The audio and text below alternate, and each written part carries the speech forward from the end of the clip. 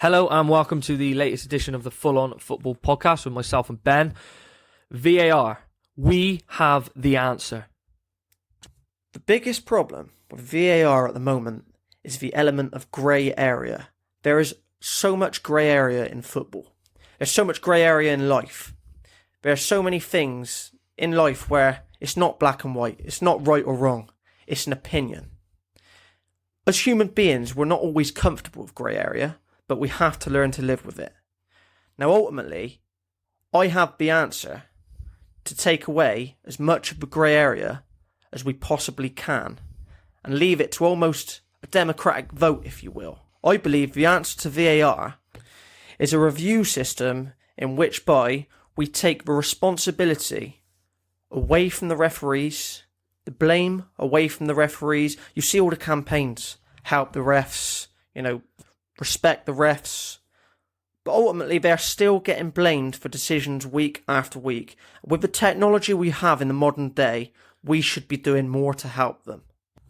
The trouble is, before VAR come in, it was, a match of the day every week on every game, every Premier League game. It was, the referee gave a penalty, shouldn't have gave a penalty. Oh, this was offside. They scored a goal that was offside and it wasn't ruled out. The linesman missed it. So we're bringing all this technology to help. Quite rightly too. We've got a multi-billion dollar, billion-pound industry in football, especially at the elite level, and we weren't using technology. It was brought in to eradicate the problems, get decisions right, and it hasn't worked like that. All we move to is, instead of saying the referees made this mistake, it's now VAR has made this mistake. Yeah, exactly. So here's how I see it. There's two ways in which by you can utilise the technology at our disposal for VAR. Option one, you can referee the game and get every single decision right. If you want to look into every throw-in, every free kick, every penalty and be consistent, Firstly, you might as well do away with the referee. You might as well do away with a linesman. That's a dead cert. And you're probably going to take 4 hours to play a football match. Yeah, which we don't want. So we have to come up with a balance between fluidity and getting the right decisions. The answer for me is very much like a review system, like you see in rugby, like you see in cricket. More like cricket, to be honest. Yeah. Every team would receive, let's say, 3 reviews per game. It would be up to the captain or the manager to use those reviews. Yeah. Now, if a wrong decision was made, that wouldn't be the referee's fault.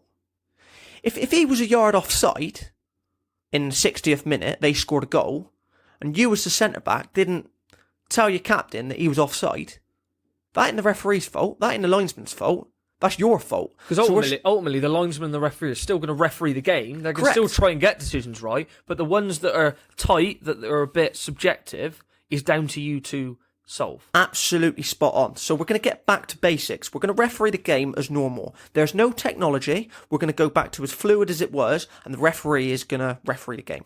Right? Yeah. Unless you disagree with a decision, he's refereeing it as normal. Now, if there was a mistake, I'm in favour of fluidity. So if somebody was a yard offside, if you didn't review it, that's your fault as far as I'm concerned. And that shifts the blame from referees, from VAR, to actually, defender made a mistake there, manager made a mistake there. Yeah. And I think it adds something as well. I think it gives the team more power. If you've got a stubborn referee, and I think VAR at the moment is very weak. Yeah. You have the power to challenge them if you wish to do so. That can only be a great thing for football. Yeah, I totally agree. And ultimately, that will eradicate the goals like 4 or 5 passes are made and the ball goes in and everyone's celebrating and it's as if nothing has happened, and then the referee, the VAR says, oh no, there was an offside in the build-up. Well, the centre-halves didn't spot it, the right-back didn't spot it, no one spotted it, and it didn't really, it wasn't a huge, ridiculous error, and it is unfortunately eradicated a very good goal. That would not happen. The only people, I'm talking about the decisions like, maybe the best example, but your Sadio Mane offside against Everton, no one thought it was offside. No. The two centre-halves didn't think it was offside. No one in the back four thought it was offside. The only person that thought it was offside was the VAR official. Correct. And it if you look into they took 5 minutes, 6 minutes, whatever, to look into it, and that's fair enough. But nobody asked them to look into it. So the point is, unless they're asked to look into it, they shouldn't. No. Right? So, in that case, as we've discussed before, it's 94th minute of the game. They may have reviewed it out of desperation. Yeah. Now, none of them thought it was offside. If that had happened in the 60th minute, nobody would have reviewed it. Yes, factually, it was proven to be offside. I still don't think it was. No, I don't think it was. But nobody would have reviewed the decision, and therefore the goal would have stood. You wouldn't risk a review on that, right? No. So therefore, I don't think it should be looking in. It wasn't asked to be looked into. It's there to get rid of the criminal decisions where you knew it was wrong. Yeah. There's so many, obviously, like Ben alluded to, so many grey areas of football. You can't get rid of them, unfortunately. As much as we'd like to, we had a big argument off air about last night's game with Mo Salah's penalty. Unfortunately, I don't think it was a penalty, but it's still subjective.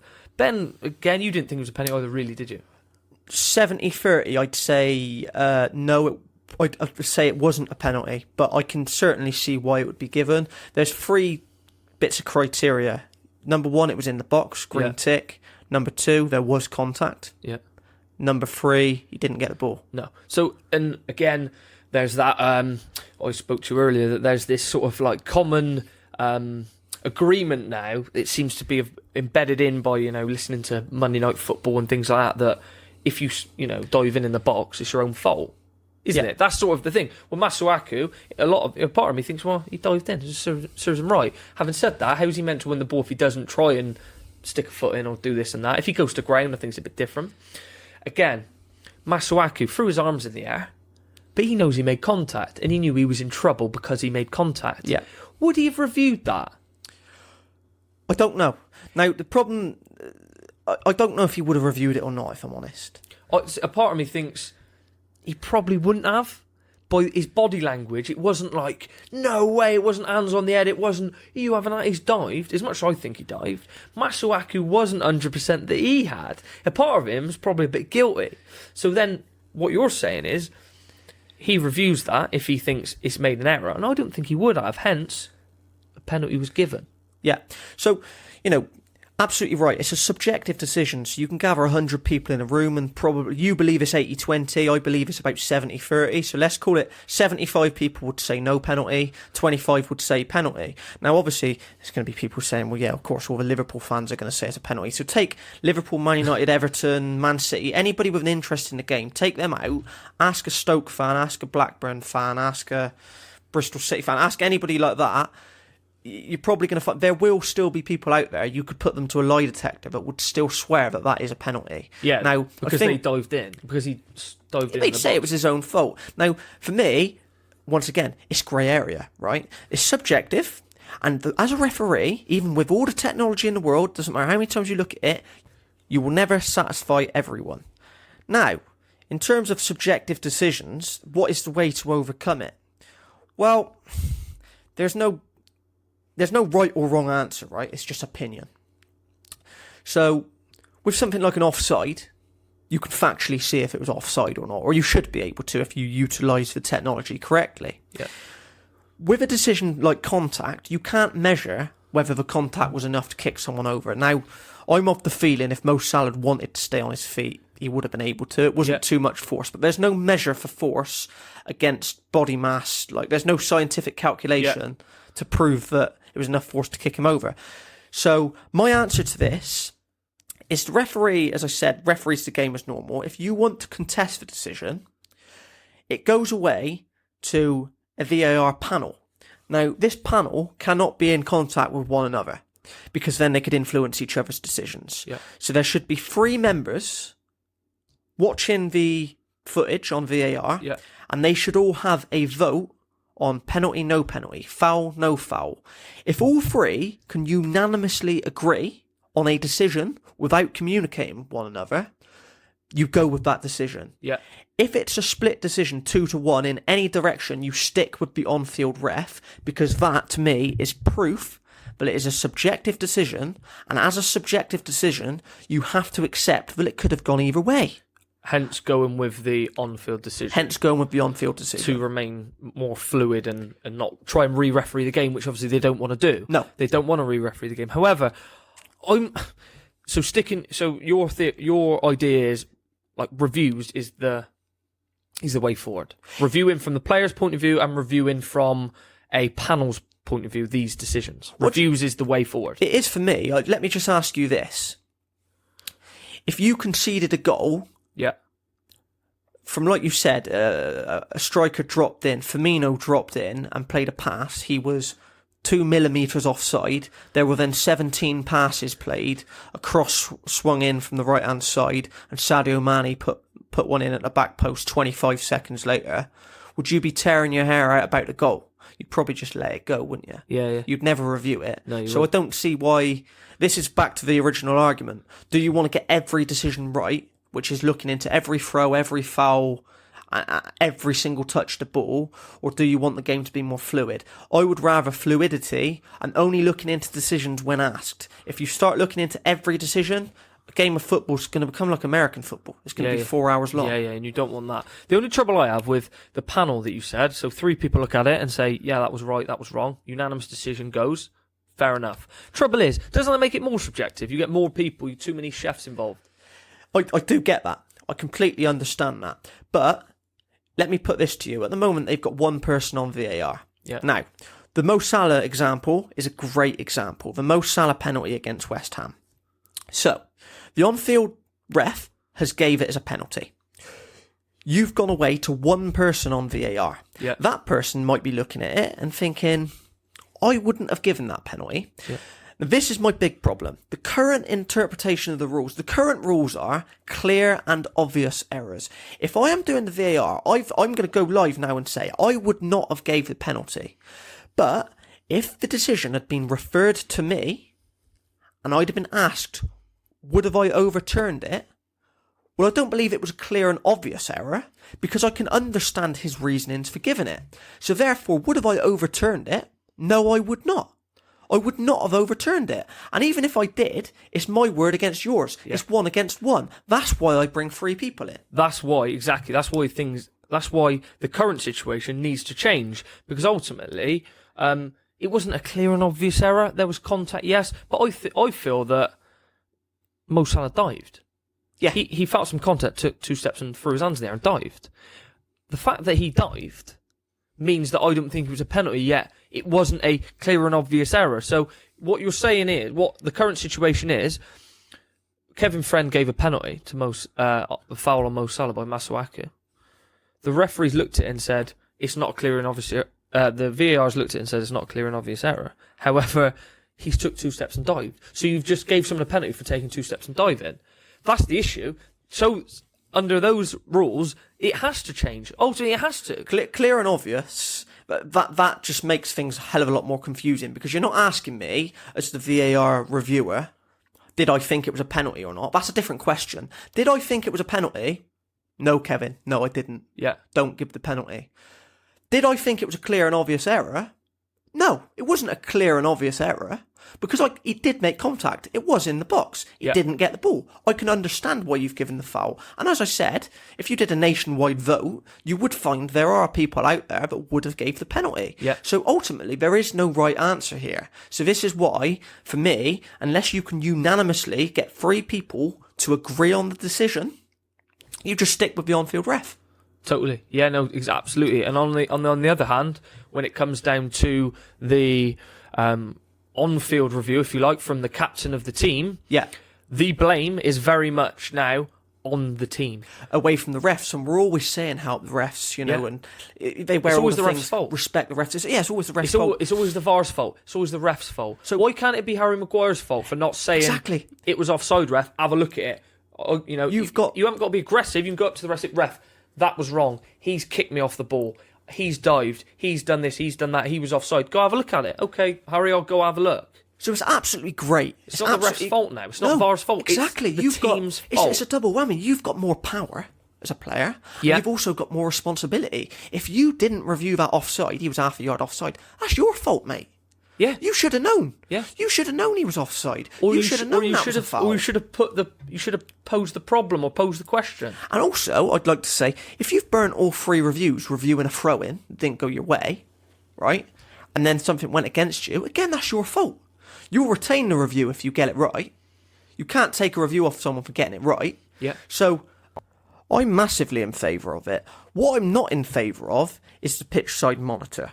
Now, I know a lot of people are in favour of the pitch side monitor, and I think at the moment behind closed doors it's probably a lot easier, but it's the emotion behind it. Imagine if there's 60,000 fans at Anfield yesterday, and you've got the noise of the stadium, you've got the atmosphere that's influencing your decision, consciously or subconsciously. The manager stood behind him, barking in his ear. Exactly. And then you've got the ego of the referee. So some human beings, not just referees, will never admit they're wrong. Yeah. No, So you've got that type, but will never admit they're wrong. It's embarrassing to go there, and they're going to stick with their decision no matter what. And then you've got some, like Kevin Friend was asked to go and look at the pitch side monitor for Jota's goal that was disallowed. Yeah. Rightly so, I think. I think rightly so. But again, there will be people that didn't think it should have. I think it should have been disallowed. But ultimately, his decision was made up before he'd even seen the pitch side monitor. The moment somebody's whispered in his ear and told him to go and check his own decision, his mind was made up. Because some personalities, the moment you've placed that self-doubt in their head, yeah, their mind's already made up, mate. Hence why every single time a referee's gone to a pitch side monitor this season, decision's been overturned. Decision's been reversed. But I felt like rightly so. I'm not saying it wasn't rightly so, but what I'm saying is, it's the whole... I take a penalty, I pull it bottom right and I score. If I have the second penalty in the same game against the same keeper, there's that whole double bluff going on. Do I go the same side again? Do I switch sides? Do you know what I mean by that? That whole debate going on in your head. So you've got the same thing with that decision. You're checking your own decision. There's emotion involved here. Because if you've got a big ego, you're going to stick with your decision. If you're not so sure of yourself, there's every chance you're doubting yourself and you're going to reverse your decision. You are emotionally involved in the original decision that was made because you were the one that made it. So therefore, I don't think you're in the right emotional frame of mind to mark your own paperwork, if you know what I mean. You're right. However, referees should be strong enough and should be trained and given the right help and... what's the word? The right guidance to be strong enough to question their own decision. They should be. Although the arrogance and that thick skin's probably got them to where they are, being a top referee, that will, like you said, be their detriment if they're saying, well, no, I'm right. I've seen it. It's right. I've looked at it and I still think it's right, even though it probably isn't. That's where they need to be stronger. That's where they maybe need someone in their ear to say, look, mate, I'm not going to tell you what you're right or wrong. I really, really think that was soft. But really think, now have a look. Can't you see that the moment I'm saying, look, Harry, you need to go and check that decision you've just made, I might as well just come out with, you've just got that decision wrong and just overturn it on your behalf anyway. Yeah, but you said referees are too arrogant to admit they're wrong, so why are they... No, I didn't. I said some referees would be. Some referees... some humans would be too arrogant. You've got to swallow your pride. Yet. That hasn't been a problem yet. Right, but there's also the other side of it. So this is what I'm saying. You've got that double whammy of there's a little bit of self-doubt, and the moment somebody's pointed out you're going to need to go and check the decision you've just made, yeah, one way or the other, whatever type of human being you are, it could sway you either way. You can surely see how, for some referees, they're going to be really strong and stick with the decision they made no matter what, and other referees are going to doubt themselves and their mind's already made up. They're going, oh well, he wouldn't have asked me to go and double check it if I hadn't got it wrong. You can see that, can't you? Yeah, of course. But what they're doing though is making an arrogant ref actually question his decision instead of being arrogant. And again, this is the problems we're having. This is such a grey area. However, the review system, I am in total agreement, from on-field review from a captain to a panel of people reviewing it, can only help. And the review systems that we have mentioned is how VAR is going to improve football for the better. This is full-on football.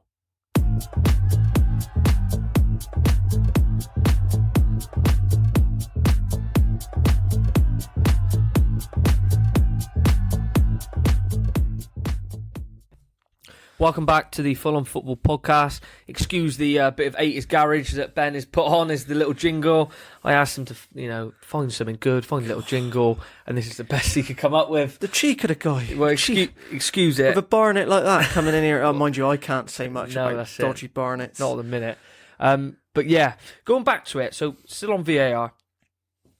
Another way, the next way, if you like, that we would change VAR is making referees accountable for their decisions, mainly VAR referees, because at the moment they are faceless. They do not get... I'm not saying they need to be, had a go at, but what I mean by that is someone's in the VAR Stockley Park, they're making a decision. If you can hear their thought process, you can hear the reasons they're agreeing, disagreeing with the referee, it makes it so much more believable, and it makes them part of the whole experience with the fan, whether they're in the stadium or on telly. Currently, last night, use another example. No, I'm not. I'm going to use two different examples. Two examples from last season. Sadio Mane at the start of the season at Anfield against Leicester. The game was 1-1. It was deep into injury time. Liverpool got a penalty. Mane dived. The decision was not overturned, despite it being a blatant dive. Now, if you make that VAR official, if you've got him on there, and maybe you've got a video feed of him in the corner of the screen, and you can see him talking, explaining, speaking to the on-field referee, saying, this is what I think, it makes him accountable for that decision. It is too easy for him to say, I didn't agree, he dived, but yeah, give him a penalty anyway, because that's what they did. He got the penalty, he scored it, made the score 2-1. That's how it finished. He wasn't accountable for that decision. Again, last season post-lockdown, Man United against Aston Villa at Villa Park. Bruno Fernandes fouled, I think it was Al Ghazi, the Aston Villa centre-half. He has fouled him. The referees gave a penalty because it looked, in normal time, it looked a penalty. It was that pirouette turn, wasn't it, where he yeah, that's it, like the Maradona, if you like. In fast motion, it looked a penalty. You look back, Fernandes has actually fouled Al Ghazi. He stamped halfway up his ankle. It was a foul to Aston Villa the other way. The VAR official somehow has said, yeah, it was a penalty. Carry on. It wasn't a clear and obvious error. It was a clear and obvious error, but unfortunately, again, they weren't made accountable for that decision. I think the big thing you've mentioned is obviously accountability. So accountability is massive, and what we're finding with referees is referees now aren't making a decision based on the facts, right?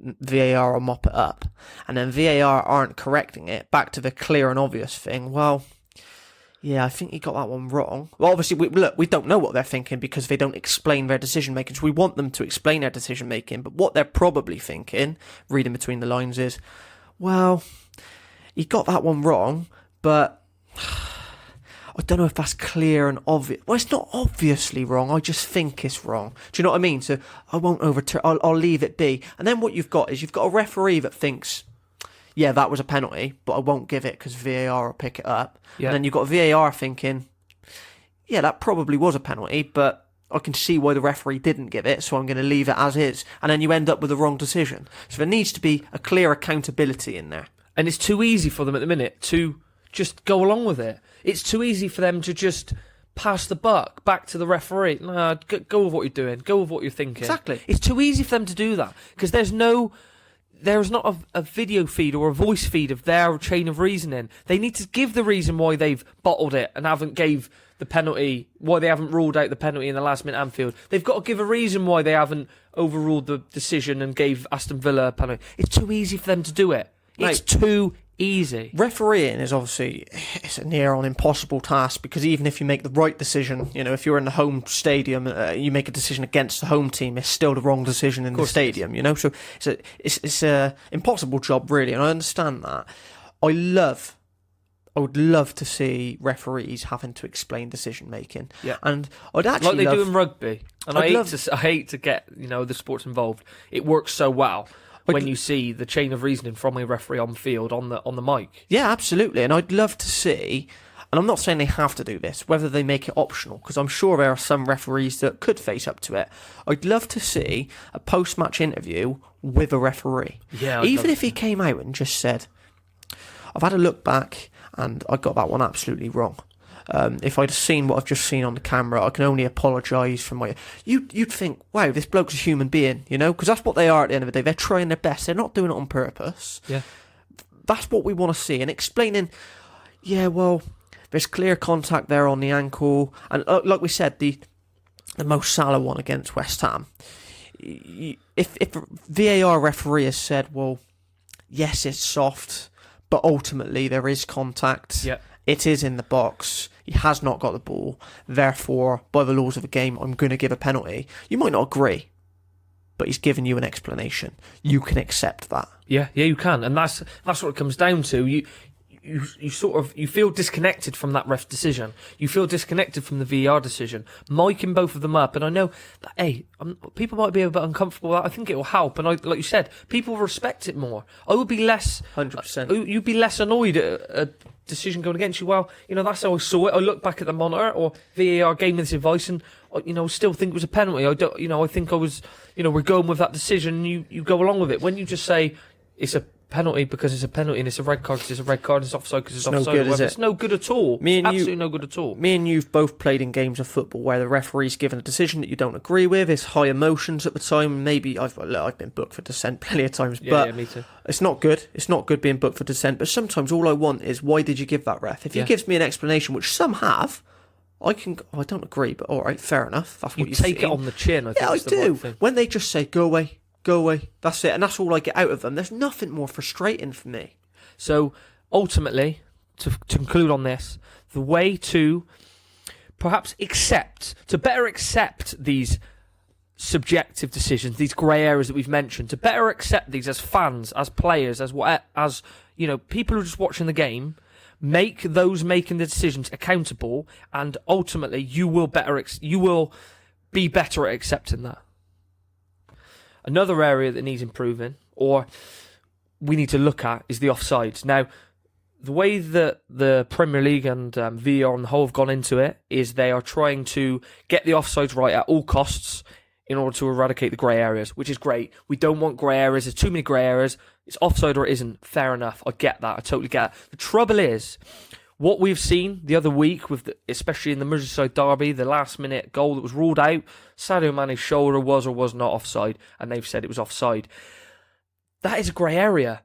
I don't know many people that thought that was offside, really. That is still a grey area. So even this, you can't really do that. You can't do black or white because it's still not quite like that, Here's how I see the offsides. There's two ways of doing it. First, I'd just like to mention, obviously, Arsene Wenger has this new idea about if any part of the body is onside, that it counts, so if your foot... But then that just shifts the problem.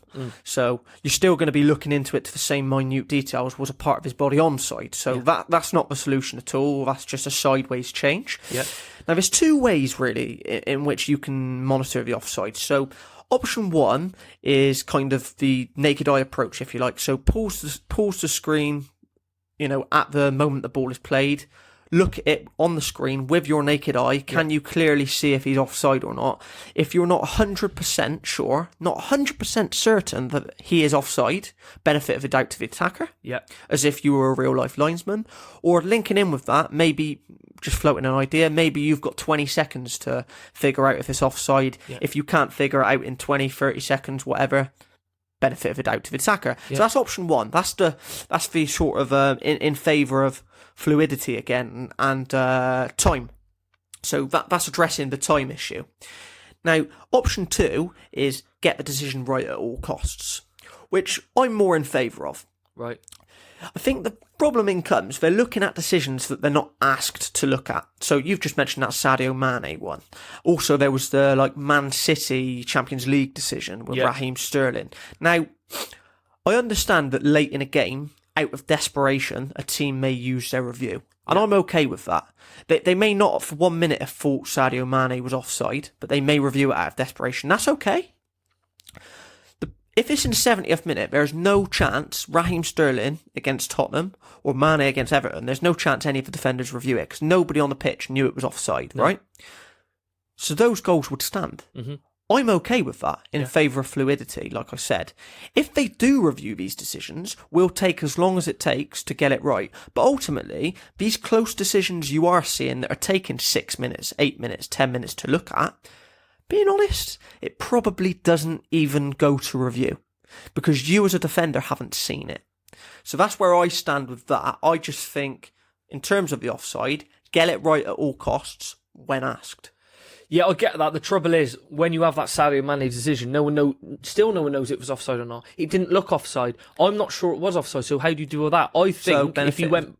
Yeah, benefit the attacker. And I think everyone would go along with that. I don't think anyone would have any problem with that. No, ultimately, football's about scoring goals. Yes, it is. I think there has to become a point, I'm not a scientist, but there has to become a point where they say, get really sciencey now and say between each frame on the screen is this speed and that equates to this much millimetres, and you have the allowance for doubt, and if you can't work it out within that allowance to, doubt to the attacker, really, it has to be. Yeah.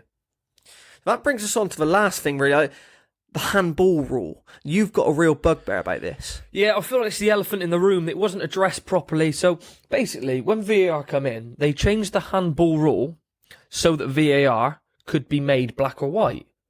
They have tried, and then again, handball was a grey area, as a lot of things in football. They have tried to make it black or white so that, in effect, if it hits your hand, it's handball. Yes. Simple as that. As anyone who has played football understands, it is definitely not as simple as that. No, it's not. In so many ways, they got a lot of criticism at the start of the season because it was absolutely ridiculous, and they've tried to move a bit away from that. But still, it is a bit silly. And you've seen examples like the start of last season where Otamendi handballed it against Tottenham. Man City, Tottenham, second game of the season. It was 2-2, 94th minute. Jesus scores. No one even thought for one moment it was handball. No, but they've looked back and it brushed his pinky as it's come past. The ball didn't change direction. Always his touch his hand. No goal. Now, going back to what you said, review system. That goal should have stood because no player on the pitch thought it was handball. The referee didn't think it was handball. The only person that did was the VAR official who tried to find something wrong with the goal. Because that seems like what it's about. It's not, it's not try and make things better. It's let's try and find a problem with something and rule it out. Any excuse to rule a goal out and they will find it. What you're saying is, if no one spots it, give it. And that is how the handball rule could be fixed, because no one would have spotted that and the goal would have counted and no one would have had a bugbear that that goal was given. The only way to make the handball rule black and white is just to go to, if it touches the hand, it's handball. Now, as a football man, you don't want to see that. No. You don't. The whole ball to hand thing is there for a reason. Now, again, that is subjective, right? So this comes back to the panel review. The referee referees the game as normal. Musa Sissoko, Champions League final. We've argued about this before. For me, that is handball, and it's handball all day. And the reasoning being, he's got his arm, I know he's pointing into an area. He has got his arm out, pointing, and it's hit him just below the shoulder, slightly below the shoulder. I appreciate that. But it's stopped the ball going into the box. So for me, it's a penalty. You've told me it's not a penalty. No. So it's subjective. We'll never agree on it. Yeah. The only way that we can deal with these subjective decisions is back to what we said at the start. Take it away from the referee, they appeal it, goes to 3 people in a box, It goes to me, you and one other. You say no, I say yes. Whatever he says is irrelevant. It's going to be 2-1 in favour of something. We're sticking with the on-field ref. Exactly. What we're all agreement with is it can't stay as it is. The nonsense you had at the start of the season, the Eric Dyer against Newcastle in the dying minutes, the Eric Bailly against Bournemouth post-lockdown where it's hit his shoulder on the edge of the box as someone's played a dodgy back pass and he's under no pressure. What about the PSG one? The PSG one, which was a stonewall handball. No, ultimately it wasn't. Again, absolute nonsense, really. I know his arm was, was out. Would he make himself bigger? Or he just turned his back to try and block the ball. You can't cut your arms off. No. You can't run around with your arms by your side. You see David Luiz put his arms behind his back. You can't defend like that. Someone's running towards you in a box and you put your hands behind your back so it doesn't hit your hand. You've got no balance. They're just going to take you on. Defending's hard enough as it is with the rules, players going down. You're just making it impossible. That has to change. Going back to what you said, reviewing the, if you make it so that you're changing the handball rule, for VAR, you're asking for trouble. The panel review will eliminate that problem. To conclude, we're all in agreement, I think, that we cannot go to the dark ages of pre-VAR, where you could headbutt someone off the ball and get away with it. You could dive in the box and get a penalty. There was decisions where players were yards offside to win games, to decide titles, to decide cup games, and it was gone unnoticed. We can't go back to that. VAR is here to stay, and it's right. It is right for the future of football. So this is the way to fix VAR. It's really easy, guys. It's very, very simple. The referee referees the game as normal. You, as a player, well, the captain or the manager, have the opportunity to contest a decision if you wish to do so. The responsibility and the power is in your hands. There's less blame for the refs, and if it's a subjective decision, it goes away to a panel of 3 people who, unless they can unanimously agree on a decision, you stick with the on-field ref. Thanks for listening.